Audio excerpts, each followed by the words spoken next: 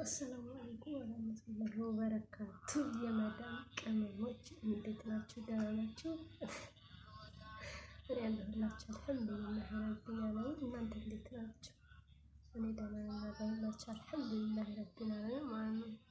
ዛሬ እቤት ጭስ እያጨስኩ ነውና ለምን ዱዓ አላረግም ብዬ ነው እንገራችሁ። ለምን ዱዓ አላረግም እንዴ? የሰው ልጅ ቡና አፍልቶ ፈርሾ ምናምን ብቻ ነው እንዴ ዱዓ የሚደረገው? አይደለም። አላህ በሁሉም ቦታ አላህ ይሰማል። ስለዚህ ወላሂ ዛሬ በቃ ዱዓ ላድርግ ብዬ ነው ስነግራችሁ ማለት ነው። ዱዓ ላድርግ ብዬ ነው እና ያው አንዳንዴ ይከፋል ነገር በስደት ላይ ቤተሰብ በቃ ሁሉ ቤተሰብ ጋር ተሰባስቦ ስልክ ምናምን ሲደውልላችሁ በጣም ያናዳልና ከዛ በቃ አላህ የራሳችን ቤት አላህ ይስጠን። ከቤተሰቦቻችን ጋር የምንጫወትበት ቤት ደህና ርዝቅ አላህ ይስጠን። ያ ረህማን ረሂም ጌታ ይባርክሽ። ወላሂ እሱ የተሻለ ነገር አላህ ይስጠን።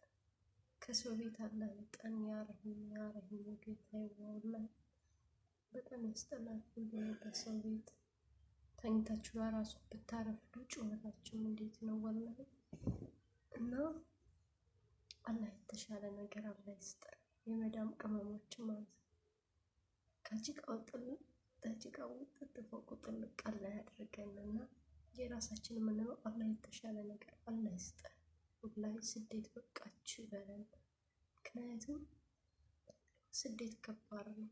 ወይኛ ከጉልበታችን አንሆን ወይ ከገንዘባችን አንሆን። ወላሂ በጣም ከባድ ነው።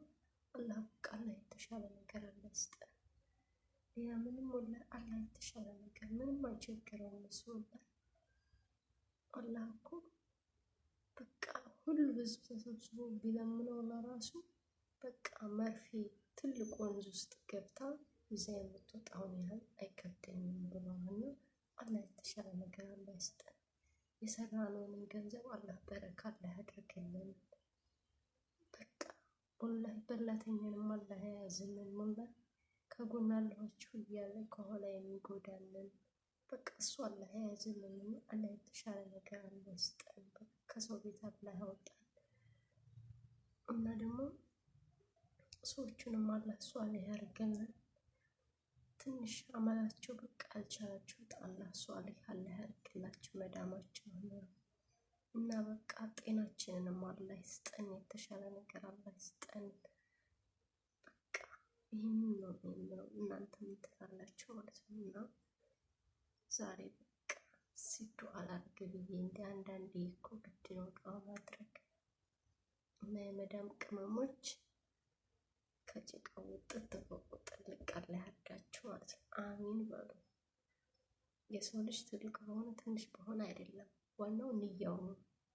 አገር ውስጥ ነው ዱዓ ቢያደርግላችሁ ማለት ነው። እዚህ የምትንገላቱ እዚህ እንዴት እንደምትሆነው አያውቅምና አይረዳችሁም። እዚህ ግን አሁን ሰው ሀገር ላይ ሆነን ሁሉንም ነገር ስናየው ዱዓ ስናደርግ ለራሱ ከእንዴታችን ነው ዱዓ የምናደርገውና አሚን በሉ። የተሻለ ነገር አላህ ይስጣችሁ። ሷሊ ልጆች አላህ ይስጣችሁ። ሷሊ ህይወት አላህ ይስጣችሁ። አላሁመ ሰሊ ወሰሊም አላ ሰይድና ሙሐመድ። በተረፈ ወዳችኋለሁ። ሲጭስ አያምርም?